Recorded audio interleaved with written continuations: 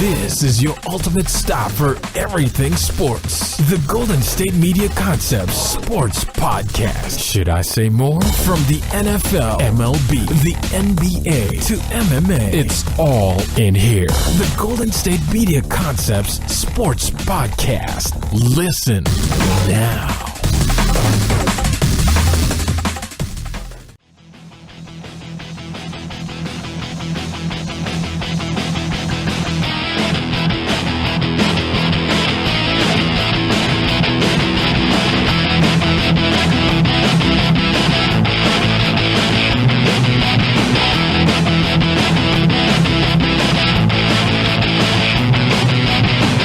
All right, and welcome to the GSMC Sports Podcast. This episode is brought to you by the GSMC Podcast Network, and as always, I'm your host, Jesse Tapia. And for today's show, been waiting all week for this one. Finally get to talk about the divisional games going on this weekend, talk about them more in depth, but we're not going to start off the first segment with that. We're going to start off the first segment with some NBA. Then the middle to second and third segments will be the AFC divisional games we'll be talking about in one segment, and then the NFC in the third segment, or either or, whichever one. Or maybe we'll do Saturday games in the second, Sunday games in the third. I'm not sure. And then for the fourth segment, we're going to be making my picks for the NBA games going on tonight, talk about anything else going on in sports, and then I have a couple of words I need to say about Kevin Durant. Talking about his status as not only a top player in the league, but a top player all time, like what he could be and what he's missing right now. So we'll talk about that. But like I said, we're going to start off with some basketball, so let's get into it right now. I know yesterday I talked about the Celtics and Sixers game in the middle of the podcast, but I'm just going to refresh it for everyone. Celtics won that game in London. They won 114-103. Al Horford had 13 points, 8 rebounds, 7 assists, shot 5 of 10. Jason Tatum had 16 points, 5 rebounds, he shot 7 of 13. Kyrie Irving, 20 points, 7 assists, 6 rebounds, shot 7 of 20, 3 of 10 from the three-point line. Not the greatest shooting night from him, or shooting day, I should say, since they played early on in the day. Jaylen Brown had 21 points, 4 rebounds, shot 8 of 15, and 2 of 4 from the three-point line. As for those 76ers, Joel Embiid, 15 points, 10 rebounds, 5 assists, shot 6 of 17. Seems to not play that well against the Celtics. I think in his last game, too, he had near around 15 points again. So, I mean, just really, he doesn't play well against the Celtics for some reason. As for Ben Simmons, he had 16 points, 3 assists, 2 rebounds, shot 8 of 12. JJ Redick had 22 points, 7 rebounds, shot 7 of 12, 5 of 9 from the three-point line. Early on in the game, from like the first and most of the second quarter, that guy was just making anything he wanted. Dude was hitting fall away, step back, three-pointers, just off balance constantly, and it was just ridiculous. As for Dario Saric, he had 14 points, 4 rebounds, shot 4 of 11. And Robert Covington, not a good game from him, only 5 points, 3 rebounds, shot 2 of 8, 1 of 5 from the three-point line. The Celtics are currently 7-5 in games where they're down by 13 points or more. That's ridiculous. I don't understand how it might have to do with the fact that they got the number one defense in the league, so they don't really need to worry, but anytime the Celtics are down, even those 5 losses, I mean, they don't really lose by double digits. They'll come back and still make it a game. It's just ridiculous how they're able to, like I said, be down by so much. They were down by about, 22 against Philly early on in the second quarter, like midway through the second quarter, I should say. And then Boston just keeps chipping away. Then they eventually bring it down to like 9 points as the deficit at the end of the first half. Second half comes, and then they outscore Philly 37-22. And like I said, I mean, you saw the score. Boston won 114-103. How are you down by 22 and then you end up winning by double digits? It's just crazy how they've been able to do this. They're a really well-composed team. And the biggest thing I've noticed with them is that Kyrie Irving, he's not averaging 25 points, 26 points like how he has the last few years. He's only averaging around 20 to 22 points a game, I think it is.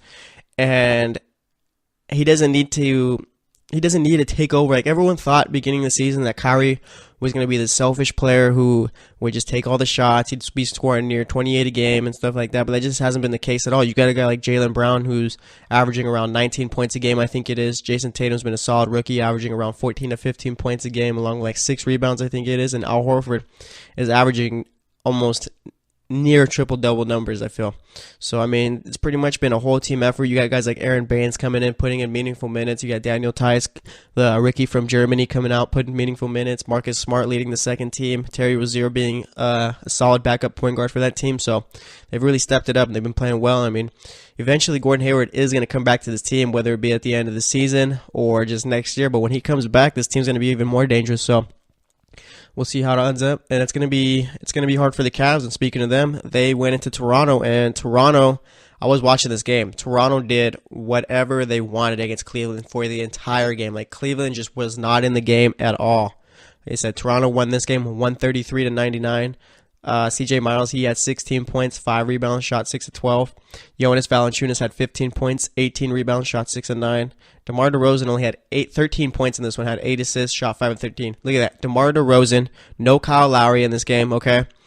And DeMar DeRozan only scores 13 points, and Toronto beats them by about 34 points. I mean, that's ridiculous. As for the Cavs, you had Kevin Love with 10 points, 9 rebounds. He shot 2 of 8, 0 of 1 from the three-point line. Jay Crowder, 11 points, shot 4 of 6, did have 5 fouls, though, so that limited him. LeBron had 26 points, 3 rebounds, 1 assist, shot 9 of 16. Isaiah Thomas, 4 points, 2 rebounds, 3 assists, shot 2 of 15, 0 of 6 from the three-point line. J.R. Smith, 0 points, 1 assist, 1 rebound, 0 of 5 shooting, 0 of 2 from the three-point line. All right. Let's talk about the Cavs for a second. This Cavs team isn't even the second best team in the East right now. Not even close to it. All right, it goes Boston, Toronto, and then Cleveland. And Cleveland isn't even like one of those like, oh yeah, like there's 3 great teams in the East right now. Cleveland is playing terrible. All right. Last game they played against Minnesota, which I believe it was their last game that they played, they got blown out by 30 plus again. All right, this game comes. Ty Lue talks about how they had a meeting, how they figured some things out, how they're going to come out and play well. No, you lost by 34. Okay, the Cavs, remember, they started off the season really cold. Couldn't get too many wins. I think they're near the bottom of the East. All right, then they started to heat up. Started winning a bunch of games and ended up moving back up to second. And then now they're back falling off. They're currently 26-15, 6.5 games back of Boston for the number 1 seed. Boston doesn't look like they're going to be letting up anytime soon. And the 3.5 games back of Toronto for that number 2 seed. And Toronto's playing great basketball, 15-2 at home, 14-9 on the road, 18-5 in the East. And like I said, Toronto just beat down on the Cavs without Kyle Lowry. I'm not sure what's wrong with the Cavs right now. I think it might have to do with the fact that they've had the same core team the last few years. They did bring in, like in the trade, they did bring in Jay Crowder. They did bring in Isaiah Thomas. All right. They did bring Dwayne Wade off free agency, I believe it was, and Derrick Rose. Dwayne Wade and Derrick Rose, I don't think those were really big name pickups right there, or big player pickups right there, I should say. That's all they were. They're just names. That's it. Derrick Rose is not what he once was, not even close to it, never will be again. All right. He might be a role player in the league going forward, maybe, but he's just it's not the Derrick Rose we all used to know. All right, and Dwayne Wade is just I don't want to say washed up version of himself, but let's just say Dwayne Wade is past his prime. The best he could do for this team is lead the second team and pretty much try and contribute through there. All right, Isaiah Thomas, it looks like his hip still might be affecting him.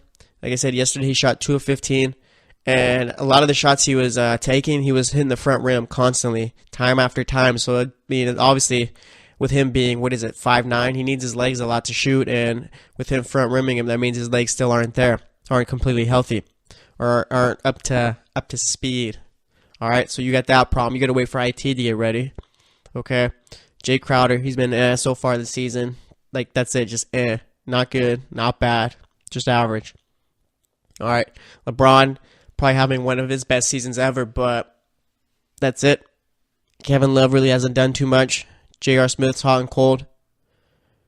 And Tristan Thompson, I mean, looks like the Cavs might trade him at the trade deadline. So I'm not sure if they're going to try and get a guy like DeAndre Jordan at the deadline for Tristan Thompson or whatever, but they do need to make some changes because this team, like, this isn't the East of the last few years. All right. Boston's gotten better every year. Now they are the best team in the East.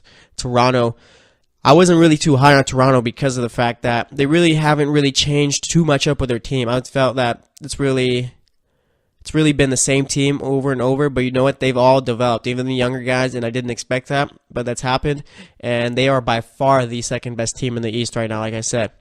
All right, so right now, I mean, you got Boston and Toronto, and Cleveland, like that's the top tier of the East right there. Cleveland's not even part of that top tier. They don't play like they belong in that top tier of the East. I get that they have LeBron James. I get that he's been to 7 or 8 straight finals. I get that, but you know what? Sports change year after year, and that looks like what's happening right now. Like I said, when the Celtics get Gordon Hayward back, okay, because it's not like Gordon Hayward blew out his knee or tore his ACL or anything like that. He just broke his ankle. He's already got the brace off. All right, he's been out since the beginning of the season, which was early October, and he might be coming back late March or towards the end of the season. All right. I'm not sure how Brad Stevens is going to integrate him, whether he throws him in as a starter or even if Gordon Hayward comes back. I'm just talking hypotheticals right now, but let's say like a guy like Gordon Hayward does come back and he does play well. That's even worse for the Cavs. All right. Toronto can compete with it because they have a team that can match up well with the Celtics. And it's not looking good for the Cavs right now. I mean, if they ended up finishing as a 3rd seed right now, they'd have to face off with the Milwaukee Bucks. And I'm sure the Cavs could get out of that series. But are you going to be able to beat the Raptors in a 4-game series? Are you going to be able to beat a team like the Wizards? I'm not sure. The Cavs just aren't playing good basketball. They have to make some type of change. Otherwise, they're going to be in big trouble, I feel. So we'll see how it all ends up. But as of right now, Boston Celtics, Toronto Raptors, the top 2 teams in the East, and it's not up for debate. All right, next game. We had the LA Clippers facing off with the Sacramento Kings. I talked about going to this game. I did not. I got Subway instead and watched the basketball games from my living room. All right, so the Clippers won that one, 121-115. Let me go over the stats before I talk about the game. Blake Griffin had 18 points, 12 rebounds, 6 assists. He shot 5 of 14. Lou Williams, another big game from him, 30 points after dropping 50 the night before against the Warriors. He had 6 assists also, shot 10 of 24, 5 of 12 from the three-point line.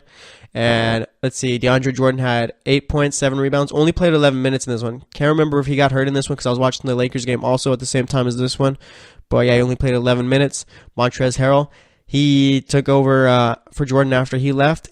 Harrell had 25 points, 6 rebounds, and shot 11 of 12. Montrezl Harrell is going to be a good player once I think the Clippers are going to end up letting go of DeAndre Jordan at the trade deadline. So once Montrezl Harrell comes in for him, I mean, he's going to be a really good player for them, I feel.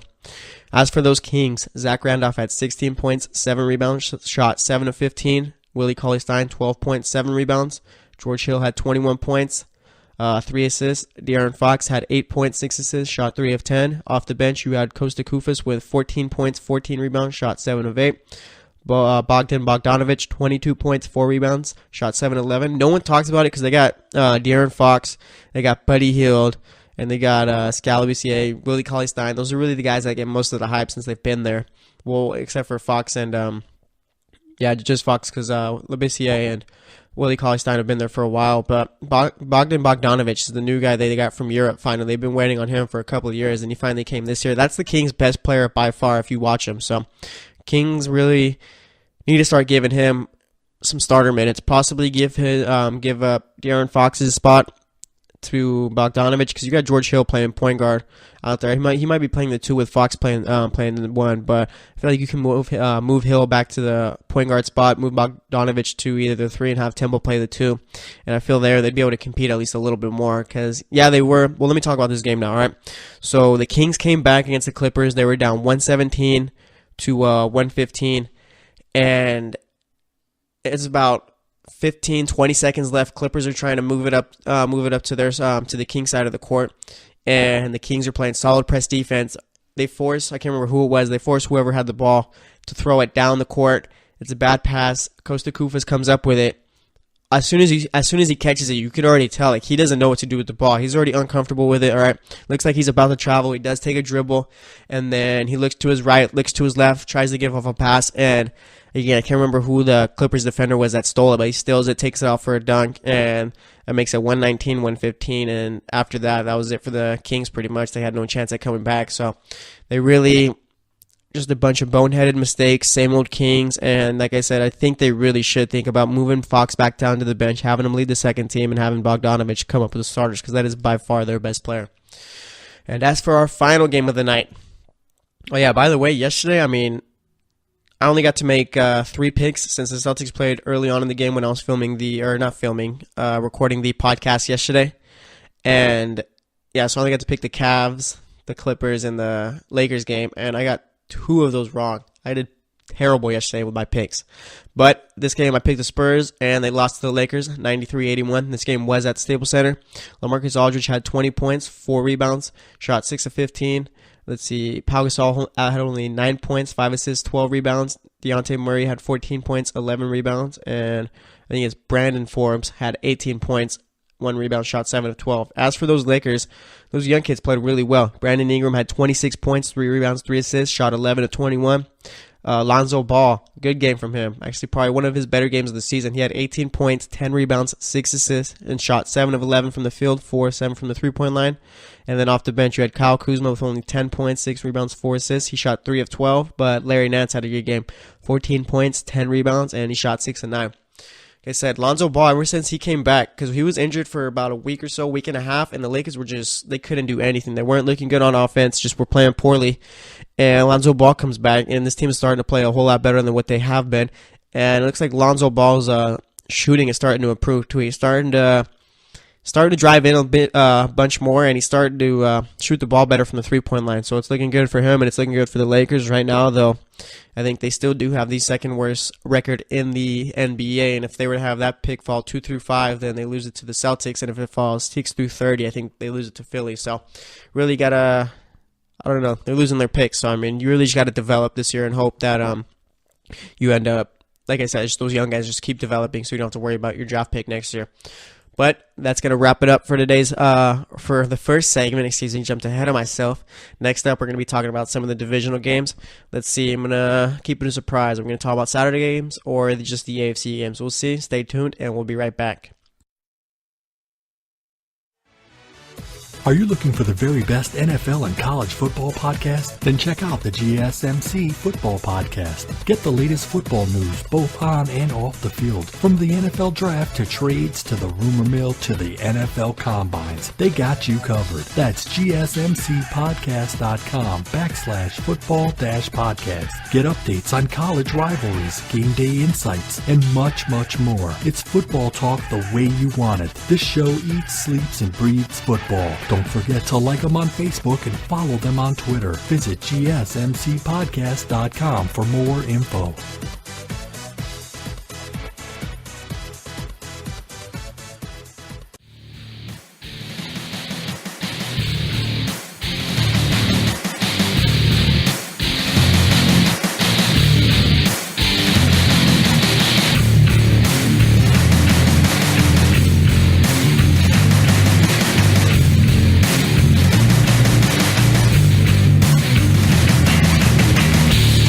All right, and welcome back to the GSMC Sports Podcast.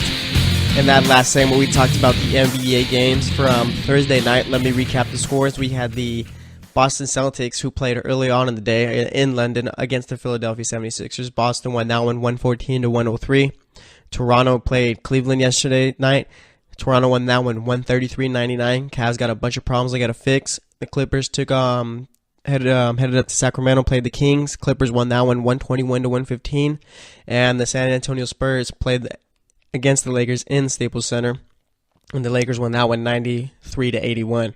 So that's how those games went. Again, I'm going to be making my picks for Friday's game. In the last segment, we'll be talking about Kevin Durant too. But for this one, I figured it out. We're going to be talking about the divisional round games on Saturday. So we'll be talking about the Falcons and Eagles game and the Patriots and Titans game. And then for the third segment, we'll be talking Saints-Vikings and then Jags and Steelers. So let's get into it.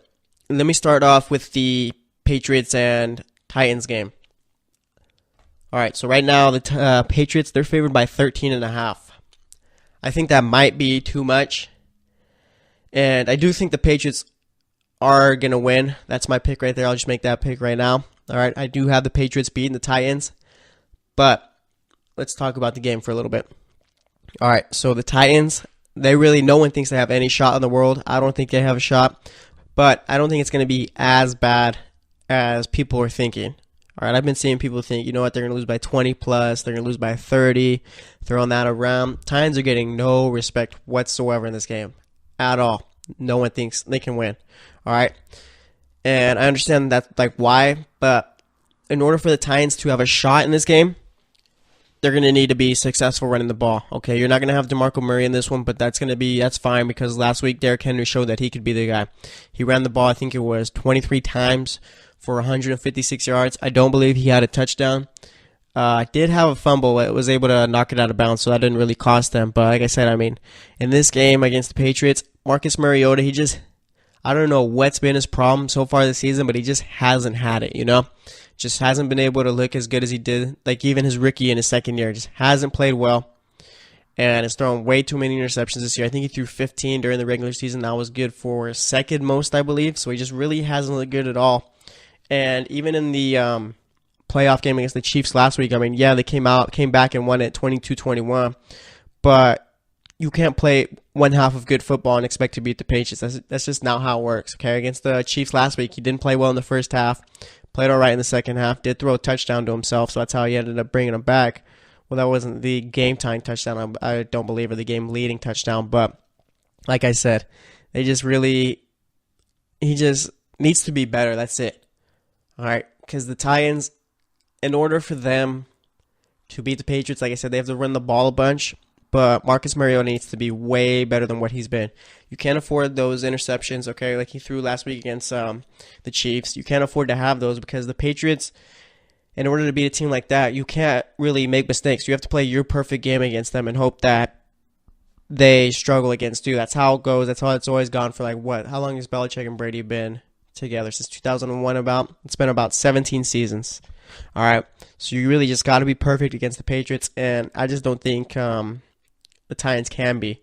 It's also going to come down to the defensive side of the ball. They're going to need to limit Dion Lewis, which I think they can. That's one of the things I think for sure they can do is limit Dion Lewis. All right, but what scares me is their secondary. Tom Brady hasn't looked that good over the past 5 weeks or so.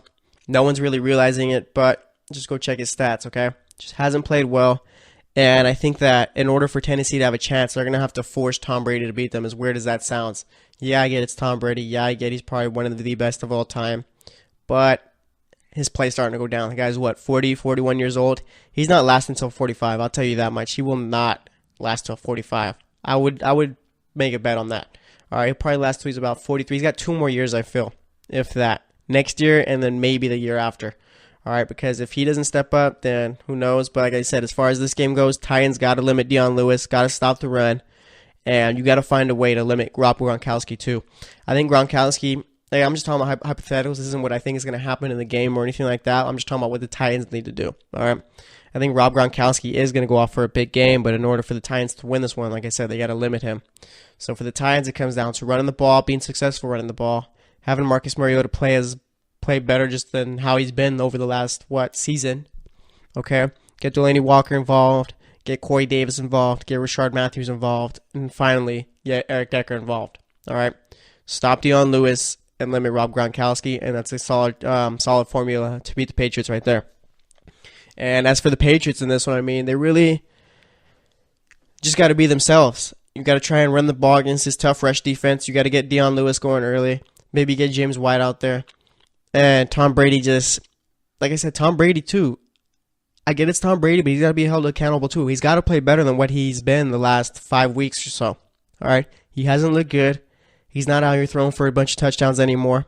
All right? He's throwing for about 1 to 2 a game. 2 on a good day too. It's not like 3 touchdowns on a good day. No. If Tom Brady's having a good day, he's throwing about 2 touchdowns and that's it. He's not throwing for a bunch of yards. So the Patriots really need to drop a game plan to where it doesn't fall solely on Tom Brady's shoulders to lead him back, because I don't think he could do it anymore. All right, and people are going to say, oh, it's Tom Brady. What are you thinking? Stuff like that. He's going to win the MVP. Yeah, he's going to win the MVP. He's going to win the MVP because Antonio Brown, tore his calf muscle because Carson Wentz blew out his knee, and because they're just not going to vote for Todd Gurley. That's why. All right. Tom Brady is the MVP winner by default. All right. He's the MVP because other people don't believe in Todd Gurley, like I said, or they got injured. All right. This really hasn't been like a good year for MVP candidates, I feel. So like I said, he's going to win MVP by default, so it doesn't really mean anything to me. And like I said, he just hasn't played well. And that defense really needs to sharpen up, because even if they do get past the Titans, let's say you play a team like the Jaguars or the Steelers, you're not going to be able to sustain the defense where you give up a bunch of yards and you try not to give up points. All right, because that's what they've been doing all year, giving a bunch of yards and holding them to field goals and keep them out of the end zone. But you're not going to be able to do that against Leonard Fournette. All right. And especially against a team like the Jags, if they were to play each other in the AFC Championship, you're not scoring many points against the Jags, especially this Patriots offense. All right, Tom Brady doesn't play well when he's got people in his face, when he's got defenders in his face, and that's exactly what Jacksonville would do to him. And you can't give up a bunch of yards to the Steelers, because they are going to take advantage of that, and they are going to score a bunch of points. So, I mean, I really don't. After this week, I said I got the Patriots, but I really don't like their chances in the AFC Championship. I think they're going to lose in the AFC Championship. But, like I said, I got the Patriots in this one. So now let's talk about the Eagles and Falcons. I was really torn on this game. I wasn't sure which way to go.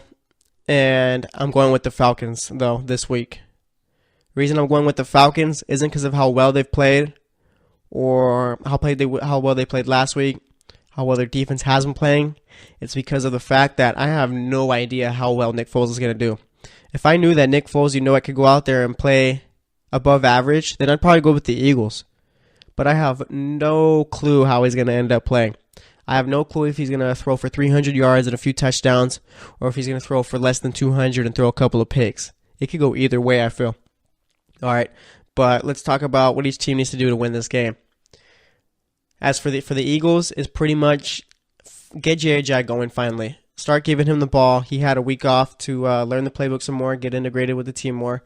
Because like I've said over the last couple of weeks, I mean, it's difficult for you to get traded midseason to a team and have to learn the playbook and learn their offensive scheme and play well. It just doesn't really happen. Trades like that just don't really happen where you trade, at the time, a top 5 running back, I feel, for a 4th round pick. Like, trades like that just don't happen. They usually happen in the offseason, but like I said, they happen in the middle of the season. So he's had trouble, I feel, trying to learn the playbook and trying to get integrated with that offensive scheme. All right, but I feel like now is the time to where he should have learned it enough to where, he could become a factor in this game. Because JJ hasn't been bad, but he just hasn't been what he was with Miami, with Philly. All right, so you got to get JJ going. You got to get LeGarrette Blount going. You got to, if you're Alshon Jeffrey and Zach Ertz, you got to get open. You got to pretty much give Nick Foles that security blanket that he needs. All right, 3rd down's coming. It's a passing down situation. All right, you need Zach Ertz to pretty much be that guy that Nick Foles could look to and be like, oh yeah, there he is, let me throw it to him. Or even Alshon Jeffrey if you're near the red zone, or if you're near the goal line, or in the red zone. They got to be open for him. They got to help out Nick Foles more than Nick Foles can help him out. Okay, because I don't think Torrey Smith is going to be a factor, and I'm not really sure how much Nelson Aguilar is going to do in this game. And as for the defense, you got to stop Julio Jones. That's the biggest thing right there. Julio Jones in the playoffs is money. He really hasn't had a bad game so far in playoffs since I think he's had like 7 or 8 playoff games, has not had a bad game yet. So you got to figure out a way to limit Julio Jones, whether that means putting the safety and corner on him too. But they got to do that. Find a way to limit Devontae Freeman a bit, because he's going to get around 15 to 20 carries a game. Keep him under 80 yards. Keep him out of the end zone. All right, so that's what Philly's got to do. Like I said, it's all going to come down to Zach Ertz and Alshon Jeffrey. If they can't help out Foles, then they really have no shot whatsoever. As for the Falcons, pretty much stack the box. Force Nick Foles to beat you.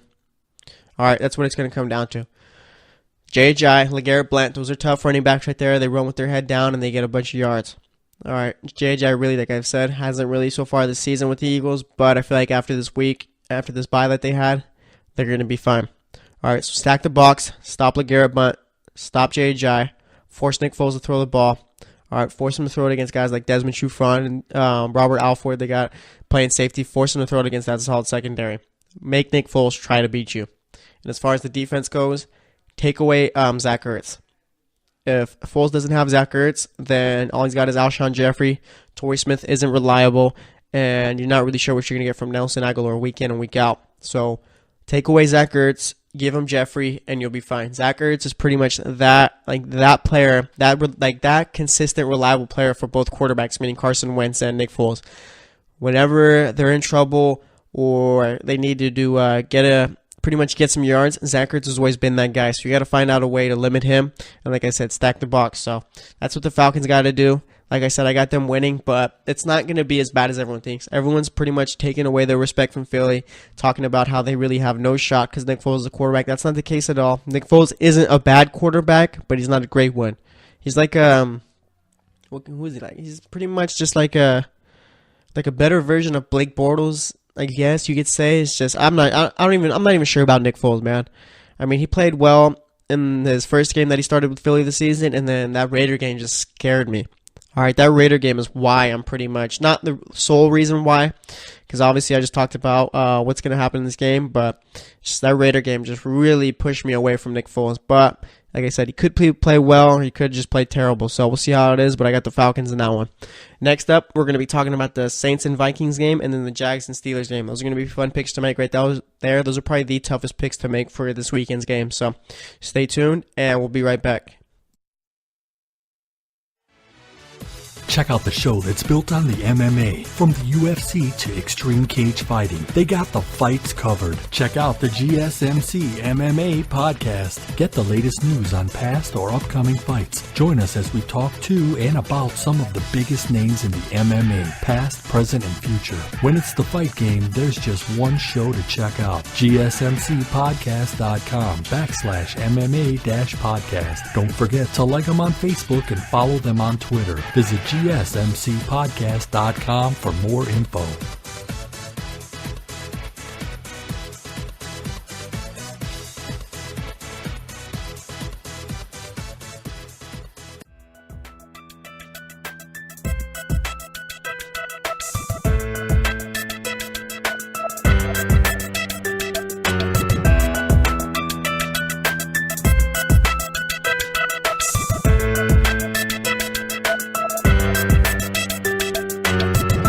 Alright, and welcome back to the GSMC Sports Podcast.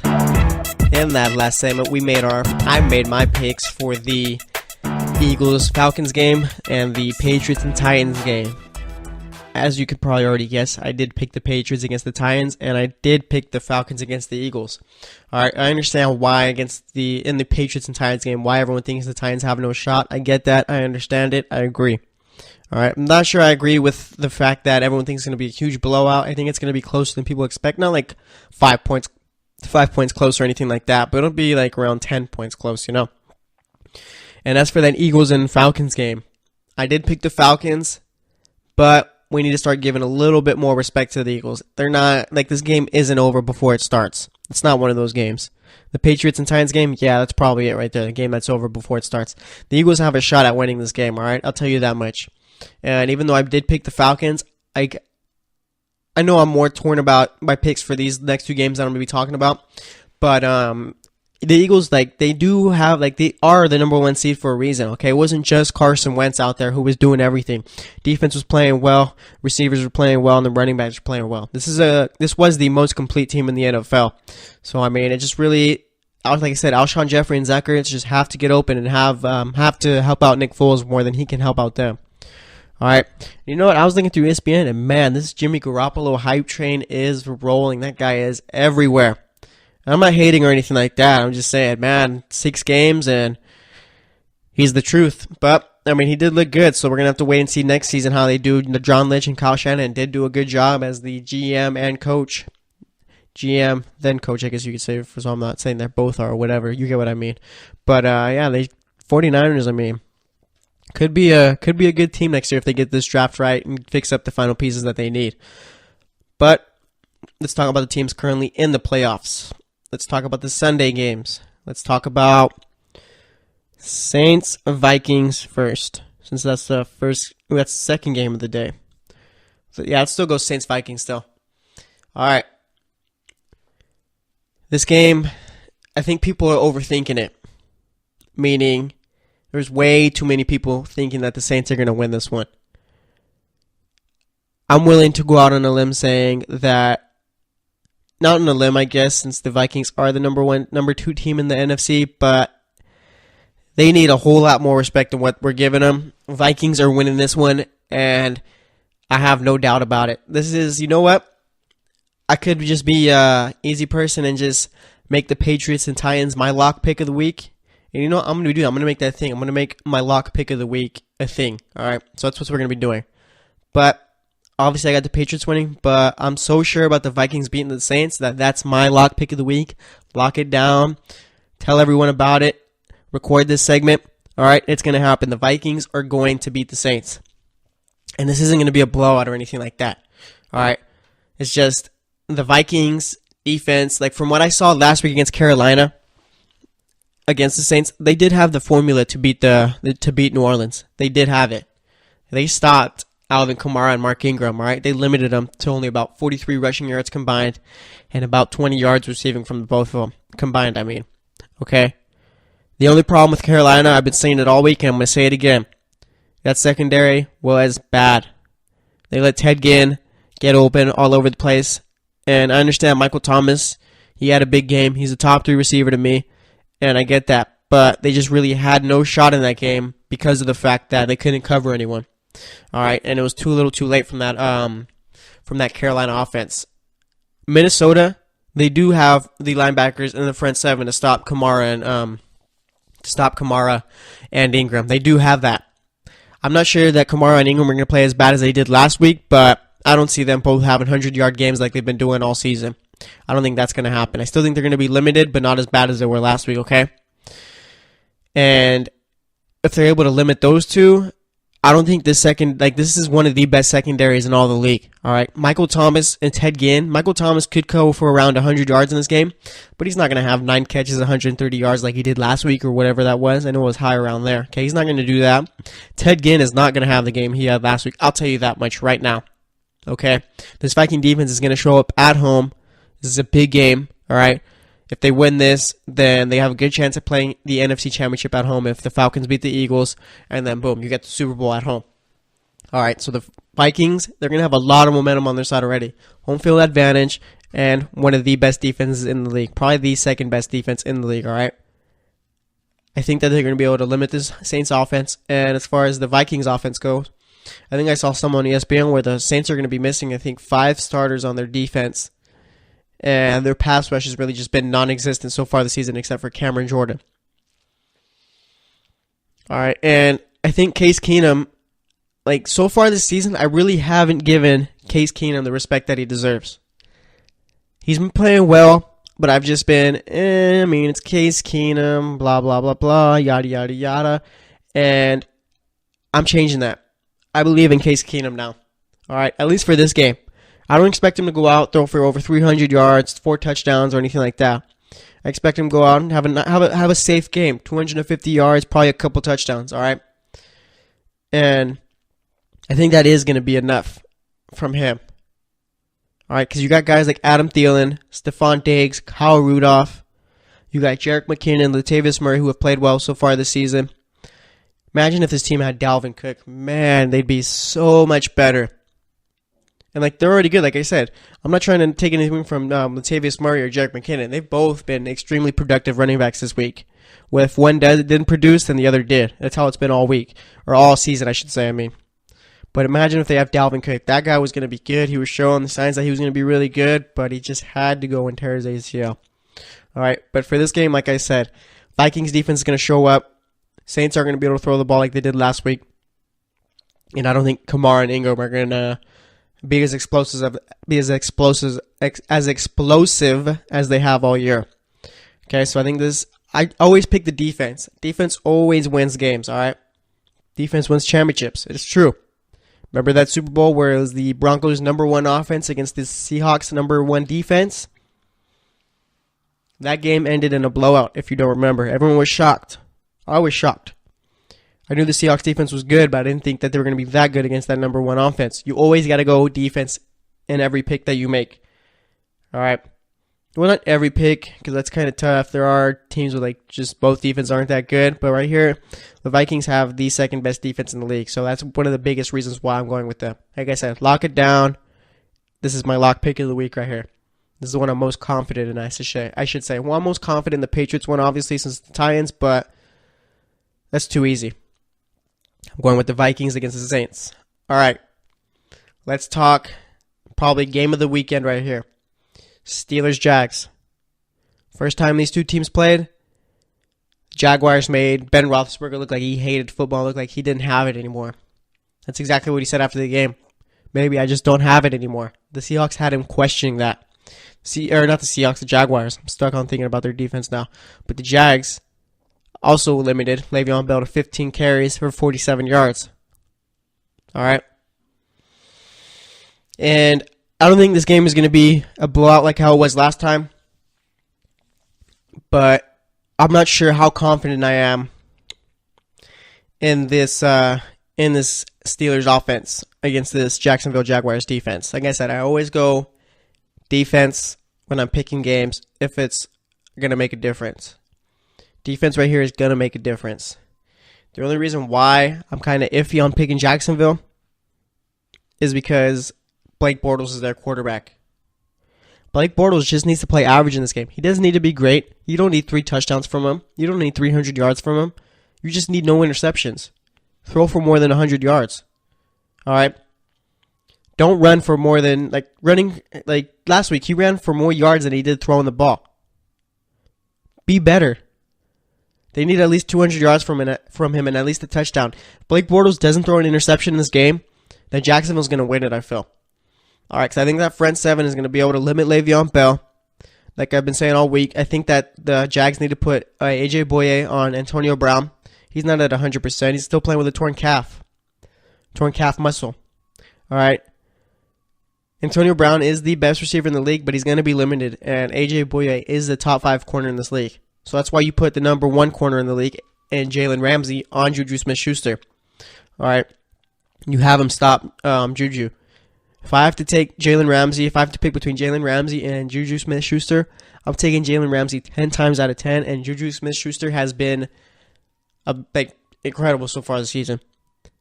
I don't know how the Steelers do it, but they always manage to find good receivers. But I will take Jalen Ramsey versus anyone in this league. All right. So it's really going to come down to, I've been saying all week that the X factor is Juju Smith-Schuster, but it's going to be Martavis Bryant. That's the X factor for the Steelers on offense. All right, because you're going to have A.J. Boye, whether it be on Brown or Smith-Schuster, and you're going to have Ramsey on either Brown or Smith-Schuster. All right. It's going to come down to Martavis Bryant. In order for the Steelers to have a chance at winning this game, Martavis Bryant needs to have a good game. Like I said, Le'Veon Bell's probably not going to go for 47 yards like he did last time, but I don't think he's going to be hitting 100 this week. Probably not even 80. All right. This Jacksonville front seven is the real deal, and they are going to get to the quarterback. Big Ben needs to make better decisions than he did in that first Jacksonville game. If he doesn't, then they have no shot. In order for Pittsburgh to win this game, they need to put up at least 17. If they get to 17, then they got a good shot at winning it. All right, but you know what? On the other side of the ball, you got to stop Leonard Fournette. He had one of his best games of the season against the Steelers. You got to figure out a way to stop him. T.J. Watt has to be ready, all right, and the rest of that front seven needs to be ready. And this secondary, I'm not sure if they're going to be able to keep up with the speed of this Jaguars receiving core. You got a quick guy like D.D. Westbrook. You got Marquise Lee out there, and you got Allen Hurns, who's been out there for a few years. All right. The Steelers, when Jacksonville drops back for a pass, the Steelers have to be in Blake Bortles' face. Make him uncomfortable. Make him try and be a real NFL quarterback. All right, that's your ticket to winning right there. Having Blake Bortles play his worst game of the season, you have to force him to play terrible, because I'm not sure if they're going to be able to stop Leonard Fournette. All right. And like I said, this game isn't going to be how it was last time. The Steelers are going to play a whole lot better than how they did last time. But I'm not sure them playing a whole lot better is going to be enough for them to win this game. All right.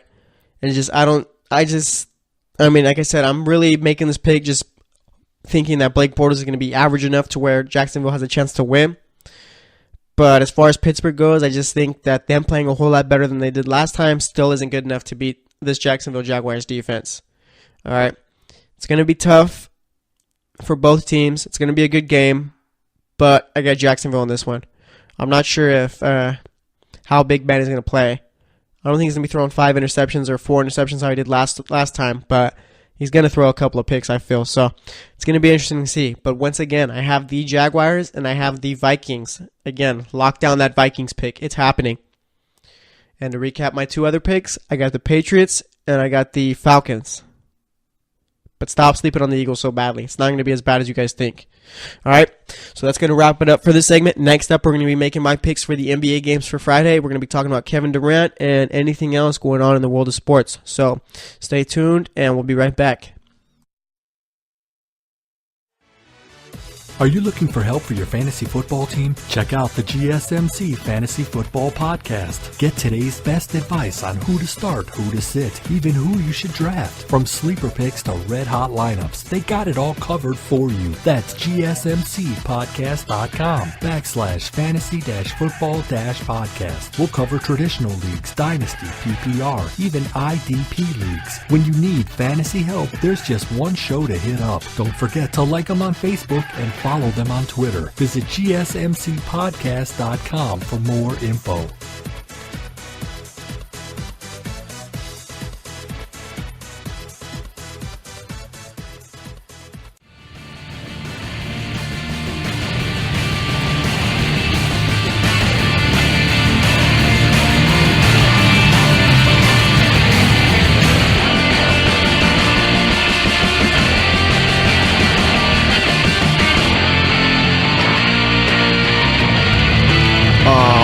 And welcome back to the GSMC Sports Podcast.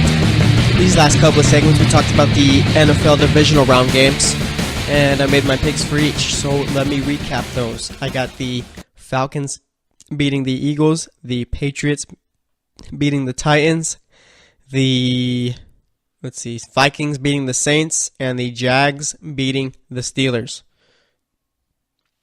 Those are my picks. I'm probably going to get 3 of those right. There's one I'm kind of on the fence about. That one is the Jags and Steelers game. That's probably the toughest game to pick. It's going to be the game of the weekend, but I'm going to stick with it. I'm going to stick with the Jags. Now, let's make my picks for the NBA games going on Friday night. We got first off, we got the Utah Jazz facing off with the Charlotte Hornets. This is a tough game to pick. Both bad teams. Both got solid point guards. Well, I mean, no, Donovan Mitchell doesn't play point guard. Never, man. Ricky Rubio is not solid. He's okay. All right, so you know what? I'm going to go with... This is a tough one to pick right here. I'm going to go with Charlotte. I don't feel good about that pick at all. I'm going to go with Charlotte. They need a big win. Right? They need to pick up a win. I think they're going to stop this little losing skid that they've been on. So I got Charlotte Hornets beating the Utah Jazz. Next up, we got the third best team in the East, as in the Cavs, facing off with the Indiana Pacers in Indiana. Cavs just got blown out by Toronto in Toronto. It's a back-to-back. Oh, Victor Oladipo is back. I got the Pacers. Pacers are playing better basketball right now when Victor Oladipo's out there. Cavs just don't look good. They haven't played well. I'm not sure what it is that they need to do. I think that they need to make a trade. Probably got to get like DeAndre Jordan at the trade deadline, but I'm not even sure what that's going to do for him. All right, DeAndre Jordan isn't like a game-changing player for a team who's probably who is playing poorly. So I'm going to go with the Pacers. Victor Oladipo is going to play well, and the Pacers are going to pull out the win at home.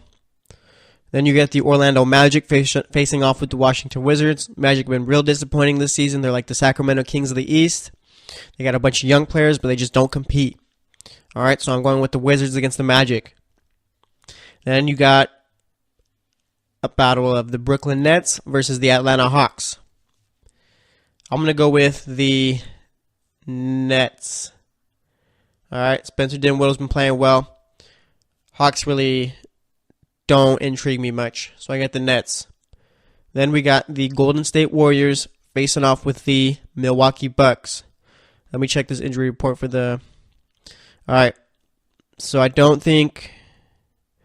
All right, so Steph Curry's questionable. That's all I needed to see. I'm going with the Golden State Warriors. I think Kevin Durant's going to go for a big game. Speaking of him, we're going to talk about him after I make these picks. So yeah, I got the Golden State Warriors beating the Bucks. It's going to be a fun one to watch. This one's in Milwaukee. It's going to be a close game, I feel. Then we got the Knicks facing off with the Timberwolves in Minnesota.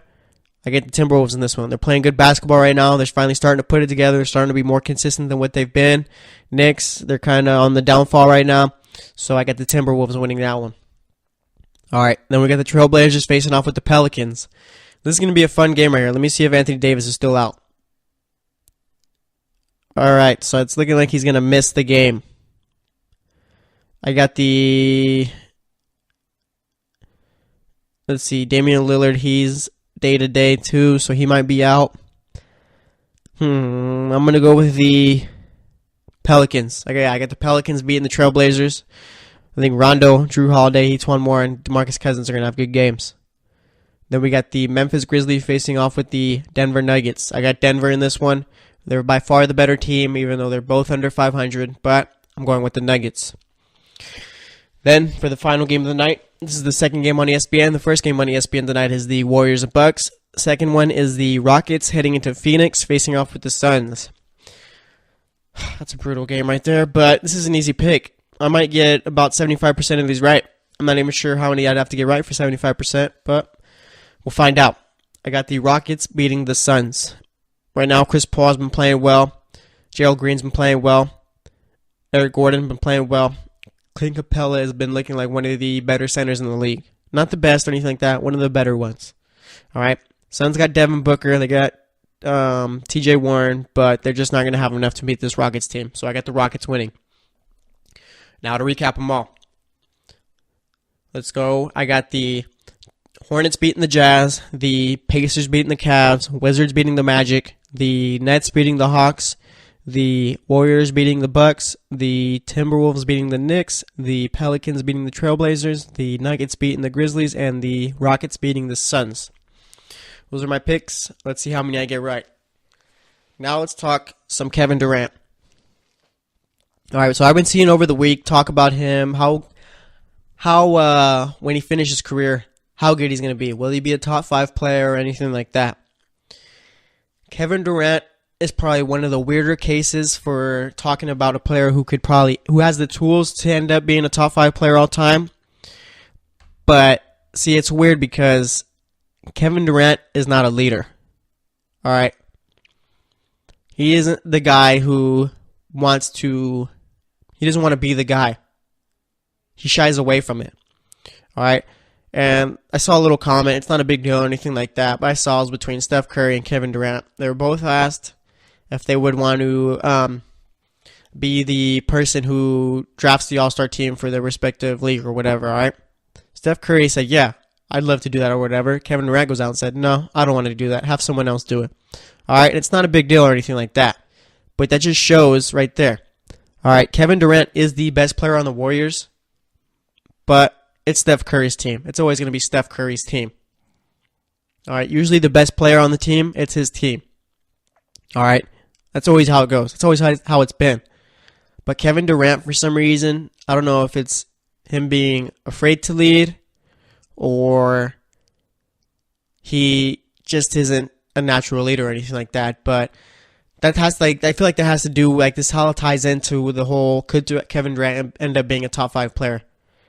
He could have the stats to be a top 5 player, but I don't think he's ever going to be regarded as a top 5 player. All right, he doesn't have the killer instinct of a Kobe Bryant. All right, he doesn't have the dominance of a guy like Michael Jordan, where you're scared, like you show up and you know, oh, Michael's here, we have no chance. All right, he's not like he just doesn't have it. That's it. He's just always going to be regarded as a player who played really well.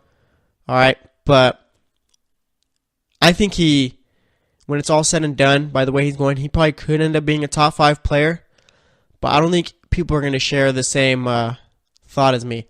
I think people are just going to see him as a guy who, you know what, was always the second guy on the team. Was the best, but was second. Never wanted to lead, never could lead, you know?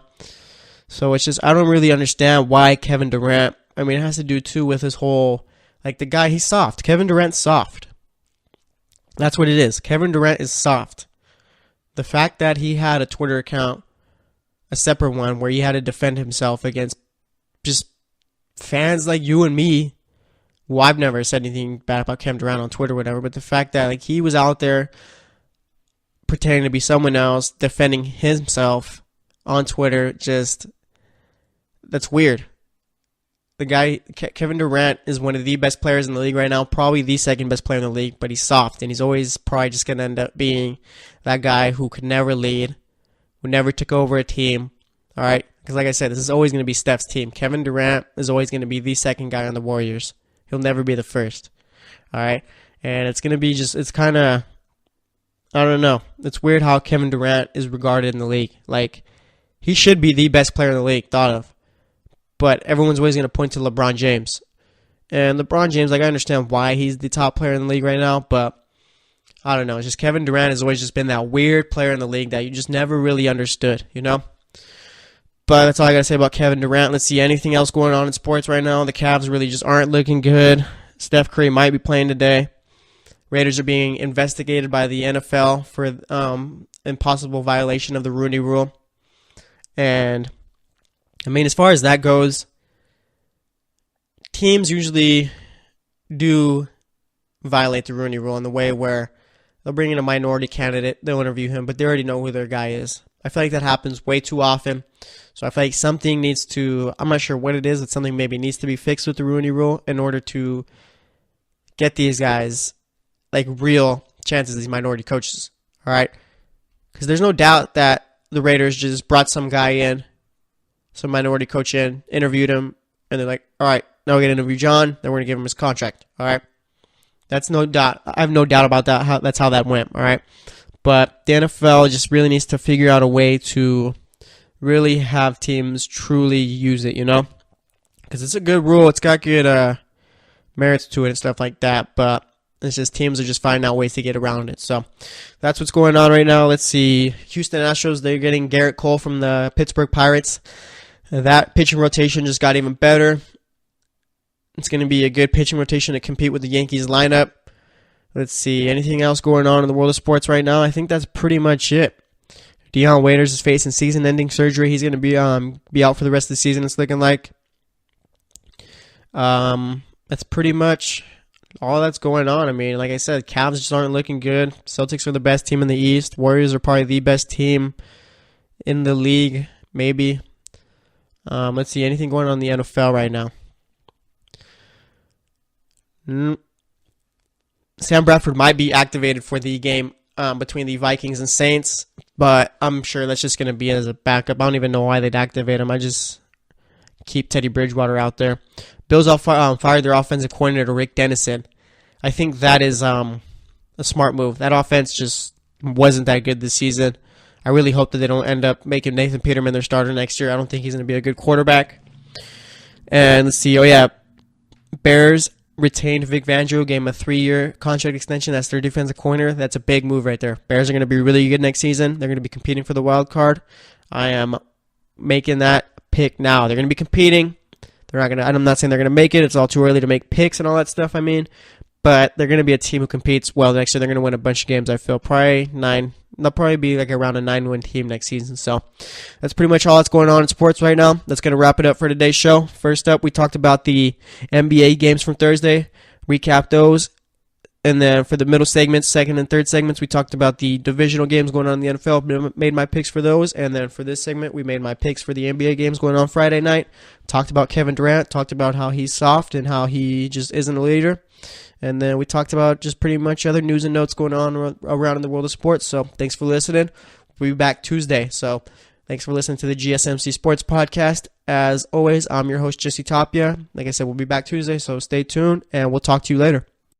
You've been listening to the Golden State Media Concepts Sports Podcast, part of the Golden State Media Concepts Podcast Network. You can find this show and others like it at www.gsmcpodcast.com. Download our podcast on iTunes, Stitcher, SoundCloud, and Google Play. Just type in GSMC to find all the shows from the Golden State Media Concepts Podcast Network, from movies to music, from sports to entertainment, and even weird news. You can also follow us on Twitter and on Facebook. Thank you, and we hope you have enjoyed today's program.